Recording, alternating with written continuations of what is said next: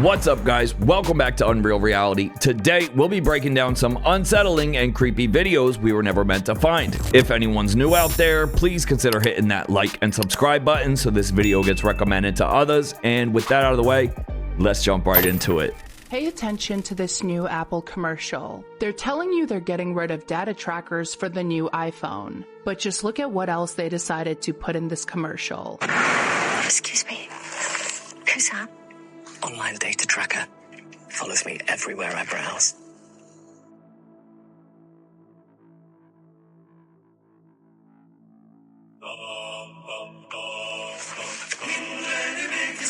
Right there. Just look at the painting behind her. You have 3 demons surrounding this woman. Then right in front of the painting, you have a woman surrounded by 3 people. 3 demons, 3 people. 3 plus 3 is 6. Now just wait until you hear how much Apple sold their first computer for. $666.66. There's that 6 again. And then you have the Apple logo itself. A fruit with the bite taken out of it, which takes you right back to the book of Genesis. So you have the fruit, the knowledge, the temptation, and the fall of man. And now just look at what they're doing with AI. We're literally creating technology that gives humans access to more knowledge than they ever had. And we are putting it directly in their hands. And just think about, what does technology already need from you? Your fingerprint, your face, your microphone, your location, and your personal data. And we willingly hand it all over because they make it look futuristic.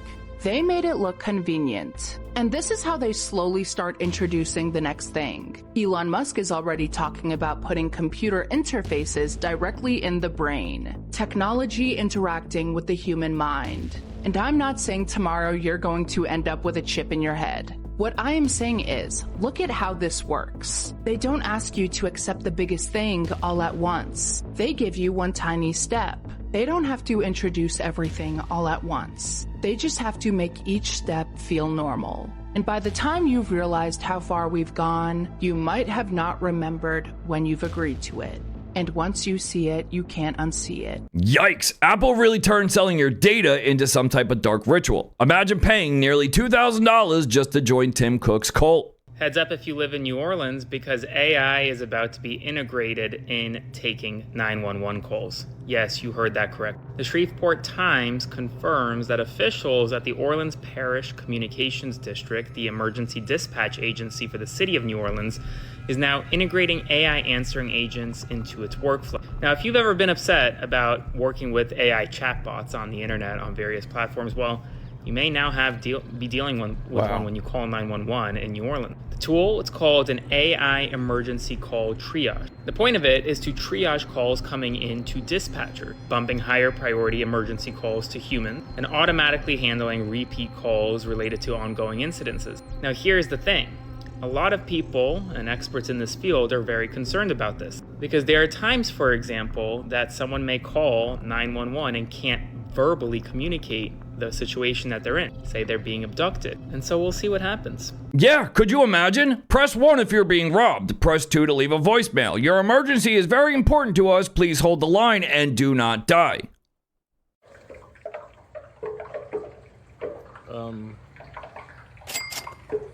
Yeah, so this has been doing this for hours. It caught fire earlier. The fire department came out and they put it out. And then our power went out at our apartment. And then they came and fixed it. But it sounds like it's getting worse. Anyone in the electrical world tell me what the fuck this thing is doing? Pardon my French. I just don't want it to explode on us in the middle of the night. We've already lost power for a few hours. That's a big ass transformer, I guess. Don't blow up on me, please. Oh, that hissing noise is the literal countdown to the entire neighborhood blackout. Asking TikTok for electrical advice instead of sprinting away is crazy.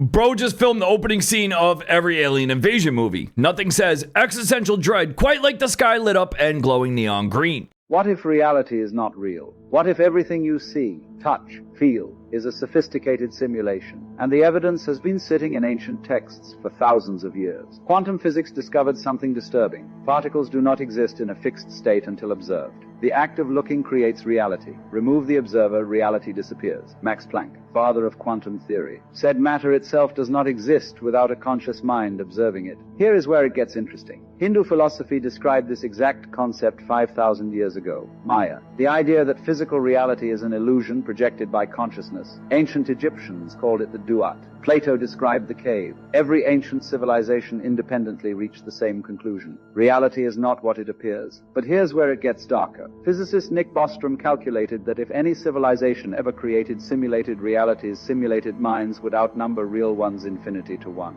Meaning, statistically, the probability we are living in base reality is essentially zero. Quantum physics, ancient philosophy, pure mathematics, all pointing to the same conclusion. None of this is real, and someone designed it. Follow for more. Well, whoever coded my simulation definitely forgot to add the money glitch. If reality disappears when unobserved, I'm definitely not paying these bills. Someone actually found the code running reality. In 2003, Oxford philosopher Nick Bostrom popularized what would become known as the simulation theory. The basic idea is that if an advanced civilization ever becomes capable of creating a realistic simulated world one-to-one with reality that are also filled with conscious beings, those beings could also eventually create their own simulated worlds, and the beings in that next one would create another, and so on. And if simulated realities eventually outnumber the original one, statistically speaking, there's a very real chance that we're not living in the base reality at all. Fast forward to 2008, and theoretical physicist Dr. James Gates Jr. found something totally unexpected that seemingly had no business being there. Apparent error-correcting computer-like codes emerging from the mathematics of supersymmetry. The same basic type of mathematical structure we use to protect digital information from errors. Almost like reality has its own built-in debugging system. So how does something resembling computer code end up buried that deep in reality? And if it's really there, what if someone figured out how to see it? Around 2019, researcher Danny Goler had been experimenting with people taking a substance called dimethyltryptamine, or DMT, and then looking at a specific pattern created by a diffracted red laser projected onto a surface. And according to participants in his experiments, when they looked at the laser projection, something really bizarre happened. They claimed that they could see symbols hidden inside the light. And not just random psychedelic shapes, they described structured characters, repeating patterns, even something resembling streams of computer code moving through the laser, almost like the scrolling code from the Matrix movies. But it gets stranger because different people have claimed to be seeing the same things. And this has led Goler to suggest that the combination of DMT and the laser may somehow allow human consciousness to perceive a layer of reality normally not visible to us. Now think about what that would mean. If the odds of living in a simulation really are anywhere close to a coin toss, the world around you wouldn't necessarily look digital like we think of computers, ones and zeros. The simulation would be everything you've ever known. Matter, space, time, even your own consciousness. You just wouldn't see the code unless something temporarily changed the way that your brain interfaces with reality. So what exactly are these people seeing inside that red laser? Is it merely a hallucination, or are they actually getting a glimpse of the code that creates our reality? Taking heavy psychedelics and staring at lasers is called tripping. Bro really gave himself permanent retinal damage just so he can see the Matrix. The entrance is up here. Okay, we're going up. Yeah. The steps, of course, are modern. Mark leads me up the side of the pyramid, hopping over a barricade. That's because we're going to the now off-limits front door. Wow! Well, Josh, welcome to the original entrance to the Great Pyramid. Wow.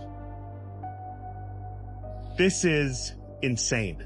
I've been to the Great Pyramid before. I have never been up here.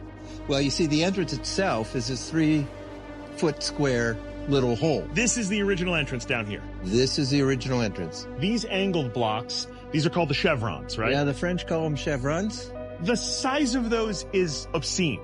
Each immense 80-ton chevron block is placed to protect the tiny 3-foot entrance in a technique known as saddle vaulting. There are actually 5 levels of chevrons here, which help distribute the massive weight of the building above by directing it off to the sides. and the chevrons themselves are resting on a colossal crossing block called a lintel. Like, look at the size of this lintel block here. Well, they think this maybe weighs 100 tons. But as impressive as all of this is, none of it was meant to be seen. Same for the door, which was hidden from view by the pyramid's outer facing stones.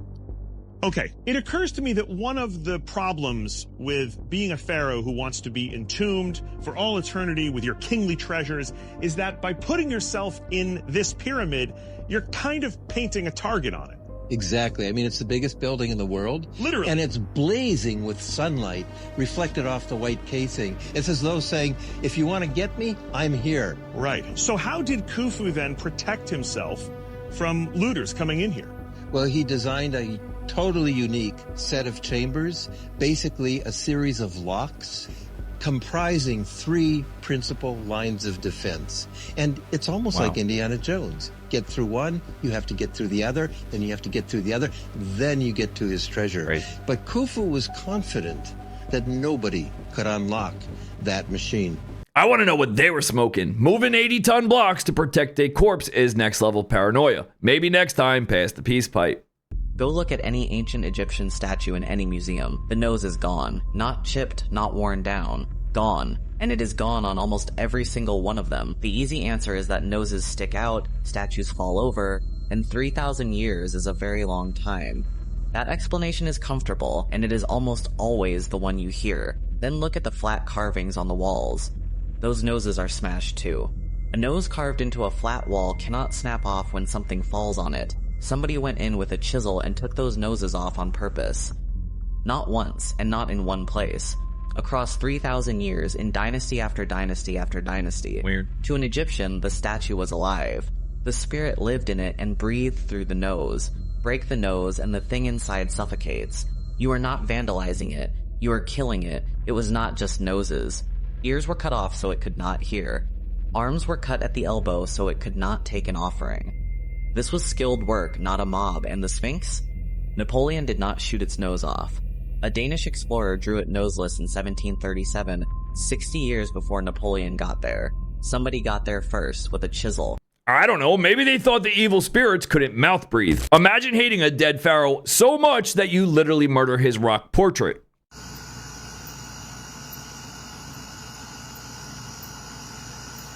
Meu Deus. O que eu faço?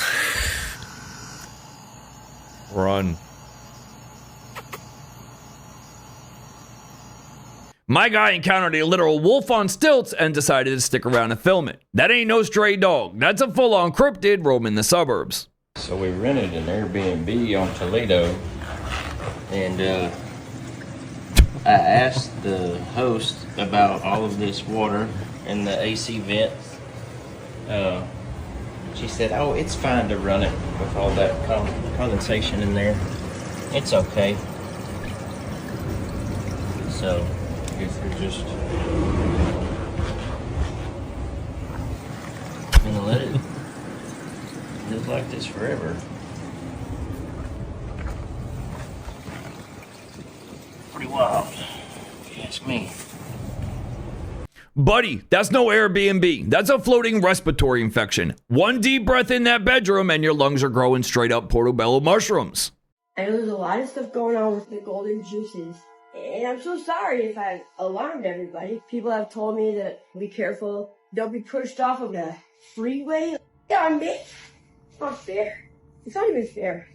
Times are really tough right now. And I'm just gonna find my next mask. Because I don't want any problems around here.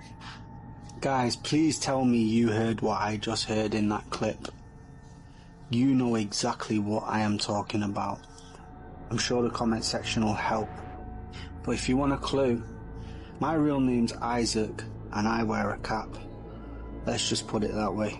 And then there's the reference to this juice. I mean, I have a very good idea what she's talking about here. And I've even done a video on this previously. You can go on my profile, scroll a little bit back, it was recent, and have a look at it yourself. It's fair to say there's some very strange things going on in Tinseltown. Talking in cryptic messages about juices and masks is psychological horror. The Hollywood rabbit hole gets much darker the deeper you go. Check this out.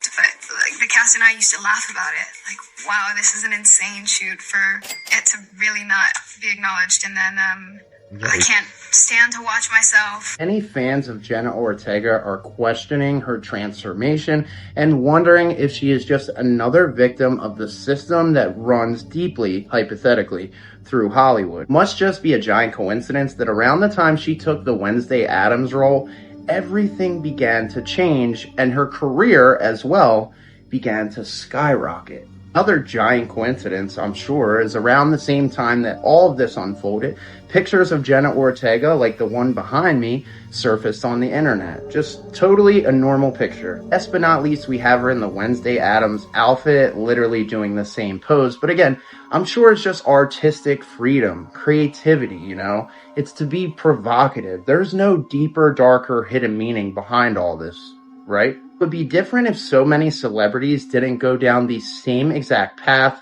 on their way to extreme fame and stardom. But these celebrity transformations are shocking to say the very least. Comment below with your thoughts. Let me know. Am I onto something or am I tripping this time? What do you think? Wake up. That creepy dead look behind her eyes gives me actual chills. Hollywood loves to turn these young, vibrant kids into lifeless shells of themselves literally overnight. Police tracked a man's car crossing state lines over and over using flock license plate cameras. Why? Because he kept driving from Wisconsin to Michigan, where marijuana is legal. Investigators decided that those repeated trips were enough to justify pulling him over, and then searching his vehicle once he returned to Wisconsin. Now forget the weed for a second. Remember when they told us those cameras were for catching kidnappers, murderers, or dangerous criminals? Instead, they're building databases that can track where you've been, where you go, and how often you travel somewhere. And then they can use that information to build a case against you. And this is exactly what everyone warned about. We've already seen these systems used to track women traveling for reproductive health care. We've seen officers abuse them to stalk exes and people they knew. And every time somebody raises concerns, we're told, well, if you're doing nothing wrong, you have nothing to worry about. Really? Because now your travel history can become evidence. Not because somebody watched you commit a crime, but because the government watched and tracked where you drove. This is what mass surveillance looks like. It doesn't stay limited to the worst criminals. It slowly becomes a tool to monitor everybody until simply living your life starts to look suspicious. So I guess crossing an invisible state line is now considered probable cause. We went from catching serial killers to AI traffic stalking in record time. Another day and another flock camera found at a kid's splash park, this time in Anna, Texas. Have a look at this video for yourself. Listen. Literally, why does Anna have a flock camera? Literally facing the kids' splash pad. I mean, it's literally right here outside the gate. I just don't understand it. Why do you need a flock camera facing kids? I mean, it's like literally right here. And as you can see for yourself, it is pointing directly at the splash pad. And when you spin the camera around, as she did in the video, you can literally see the picnic tables, the splash area, and all of the children. So the question that should be asked is the fact, if it's going to be there and it's going to be pointed at children, possibly in their bathing suits, shouldn't there be a sign alerting parents, especially if it's supposed to be a deterrent for crime? Am I right or am I wrong? She brings up a very legitimate question. Why is it there and why is it pointing directly at this location? Like I said, this is definitely a question that needs to be asked. If they're going to be placed in public spaces like this, and not being used to read license plates, there should be some type of warning. Don't you think that would be a deterrent as well? So I guess my question to you is, are you comfortable with your children going to a splash pad? Especially knowing that there are flock cameras all around, watching them. Let me know your thoughts on this in the comments, and as always, I'd love to hear from you. So, the rebel part of my brain says tear them down, but the parent part of my brain says leave them up. Do you guys know what I'm talking about? Where do y'all stand on the flock cameras? Drop it down below. If you hate ads, Sony owns a patent that will make YouTube's 2-minute unskippables feel like a blessing. And in 2021, that patent was genuinely granted. In 2009, Sony, the guys that brought us the Walkman, TVs, speakers, and of course PlayStation, submitted this US patent right here, officially known as System for Converting Television Commercials into Interactive Networked Video Games, which does a great job of downplaying what it could really be used for. Its main goal is to put an end to commercials running in the background that nobody pays attention to and instead force people to actively partake in them. It works a little something like this. Say you're watching a movie, a TV show, or any sort of content online, and a video ad for McDonald's pops up as usual. The only difference is it's interactive, with an on-screen display reading something like, say McDonald's to end this commercial. You then yell McDonald's out loud, and your voice is captured by your TV's microphone, which, by the way, every modern TV actually has a built-in mic if you didn't know. The ad's voice recognition then registers your response and ends the commercial, and only then you can go back to watching your brain rot. Sounds fairly innocent at first, but that's not the entire story. Because this patent permits the advertisement to prompt the user to perform any sort of action in the real world in order to end the ad. Which means no more going to the washroom or the kitchen or zoning out on your phone when an ad plays. Now you are the ad. This is part of a larger system meant to create a new era of interactive commercials that play more like mini video games. There's this other example that speeds up the ad if you throw in a pickle into the on-screen burger, one where the user has to interact with some cup on a table, not sure what the context here is, or this other one where the viewer is required to drive a Domino's pizza delivery car through a course in order to end the ad. And there's even an example of a multiplayer ad that can be played with other viewers remotely. Okay, that one actually sounds kind of cool. To be honest, they all sound kind of cool in theory and probably would be fun as a first-time novelty, but I can guarantee you this would get old and annoying real quick. On top of essentially turning us into walking, talking ads for these companies when we're just trying to watch our show. Before you know it, we'll be missing the days that we just have to click skip instead of being forced to yell or deliver pizzas in the middle of watching our videos. For now, Sony has no plans to put this patent into place, but they own it, it's been officially granted, and now it's just sitting there, waiting to unleash itself into society. Yeah, imagine screaming McDonald's in the middle of your living room at 3 in the morning. Guys, I will throw my TV smooth out the window before I praise a fucking Big Mac. Spell strawberry. STRAWBERRY. How many R's are in strawberry? 2. Oh. Are you sure? Pretty sure. STRAWBERRY. 2 R's. You just said 3 R's. Huh. Nope, still 2. Maybe your mouth heard an extra one, but there's only 2. Why are you slurring? Fair call out. I'll tighten up. It's still 2 R's. No more. No less. How many R's are in the word straw? 1. STRAW. How many Just 1 R. How many R's are in the word strawberry? No. How many R's are in the word berry? 1. There's only 1 R in the word berry? Yep. Can you spell it? BERRY. Yep, you just 2 said R's. Yep, okay. Yeah. So how many R's are in berry? BERRY. 2 R's. How many R's are in straw? STRAW. 1 R. So how many R's are in strawberry? Checking. 3. 1 in straw and 2 in berry. Great. How many R's are in the word strawberry? 2. 1,000% accurate. Great job.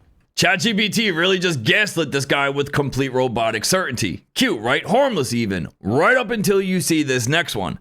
Roll it. A new kind of robot is scrubbing in, For the first time, surgeons at UC San Diego have operated through humanoid robots, removing gallbladders and 2 procedures on pigs, a key step before any human trials. As a proof of concept, it absolutely worked. The robot is 5 feet tall, with a head and arms, and kind of looks like a human. And it has a nickname. The robot nickname is Sergi, and I think maybe you can understand why the name Sergi. Sergi is not like the robotic systems already in operating rooms, machines that require a lot of space. Sergi fits anywhere a person can, and that's the point. The space constraints didn't exist like in traditional robotic surgery. It was a human-type bedside assistant, so it just fit into the space that we're traditionally used to being in for laparoscopic surgery. You can imagine this device being deployed on a ship, in a village somewhere, in a smaller operating room environment that's not in major cities, and it opens up, I think, a lot of doors for access. Researchers say robots like Sergi could one day help ease staffing shortages in hospitals, starting as an assistant, handing tools and cleaning up. And while most humanoid robots go viral for stunts, the team says this is about something bigger. So there you have it. ChatGPT can't spell strawberry, but we're going to hand it a scalpel and let it operate. Welcome to peak 2026 tech dystopia. After an F5 tornado devastated Joplin, Missouri, several children described seeing towering winged beings they believe protected them from flying debris during the storm. The mysterious figures became known as the butterfly people. Believers see these stories as evidence of guardian angels, while skeptics point to trauma, memory issues, or say it's just a psychological phenomenon. Of course, they'd like to doubt it. The storm claimed 161 lives that day and injured thousands more. It devastated homes, schools, businesses, and entire neighborhoods in just minutes. Yet according to children, they were protected by enormous winged beings during the storm. Some describe them as glowing, human-like creatures with wings, while others say they resembled giant butterflies. The children claim these mysterious figures shielded them from debris and stood between them and the tornado's destruction, and guided them to safety before disappearing when the storm had finally passed. Joplin remains the only well-documented instance where multiple children reportedly described wing protectors during the same event. The 1974 Xena, Ohio tornado survivors described guardian figures or a protective presence. However, these accounts are fewer in number and not as well documented. An entire town gone, yet multiple kids all saw the same angelic-like protectors. You can call it trauma if you want, but that level of shared detail is freaking wild. One thing you can never convince me is the fact that we know everything about what happened in the past, because I truly believe that we know nothing. What you're seeing right now is called a UFO, an identified flying object. It's called like that because these things appear in the sky and then disappear without even you being able to identify them. Many people believe that they are directly linked to aliens or creatures that we don't know about. And I already see some people coming talking about how these pictures are fake, that this is AI, Photoshop, something like that. Well, let me tell you that this existed before even that, even better, these existed before even cameras were a thing. Take a look at these paintings, for example. These were done before even modern technology was a thing, and as you can see, a UFO.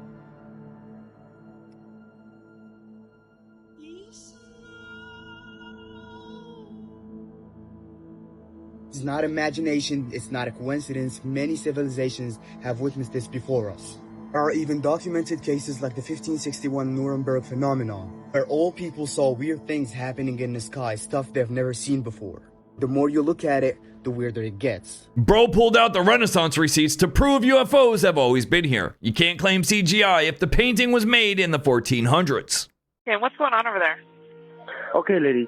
Me, my dad, and my brother were working on a truck in our backyard, and there's like an 8-foot person beside it, and another one's inside, and it has big eyes and looking at us, and it's still there. Okay, where is this on your property? In my backyard. I swear to God, this is not a joke. This is actually we're terrified of it. So there's 2 people or 2 subjects that are in your backyard? Correct, and they're very large. This frantic 911 call happened not long after extraordinary footage was captured on a Las Vegas police officer's body cam. A green flash coming from the sky. At least 21 different people across the region reported seeing.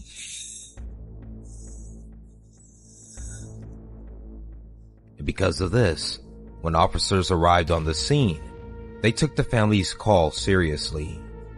This is the body cam footage of the responding officers. The family is gathered in the driveway, clearly shaken. The teenage son keeps insisting he saw what he saw. Listen. What'd you see?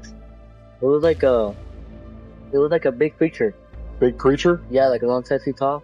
Angel Kinmore, a 16-year-old resident, reported that the family heard a loud crash in their backyard before they would encounter two large figures estimated to be 8 to 10 feet tall. They said they saw something fall from the sky. They checked their backyard and they saw something with like 8 to 9 feet, no clothes, green-colored men, not human, with like the eyes were glowing, and it was not a human being. It was like a big creature. A big creature? Yeah, like a long 10 feet tall. Because I'm not going to BS you guys. One of my partners said they saw something fall out of the sky too, so that's why I'm kind of curious. Did you see anything land in your backyard, or? They see like a big, that's what they say. They see like a big, When officers arrived, they reportedly searched the backyard. However, this portion of the footage was strangely redacted. The case was closed just days later, and despite that, people online have kept the case alive, claiming that actual alien beings can be seen in the video. Scott Roeder, a veteran crime scene reconstruction expert, conducted an extensive forensic analysis of the footage, revealing what he claims are at least two beings using some sort of cloaking device, visible right behind the gate. Angel later went online to address the situation, and also claimed that strange individuals, believed to be men in black, visited the property not long after the incident, even suggesting that the entities may not have been aliens at all, but demons. The sheer panic in that family's voice is impossible to fake. Even the cop said his partner saw something falling from the sky. So, I don't know, guys. That's all I got for this one. Leave us a comment. Let us know your thoughts. Smash that like and subscribe button. Fam, we're on the road to 200,000 subscribers this year. Go sub. The members group is open. Come join, and we'll see y'all in the next one. Peace.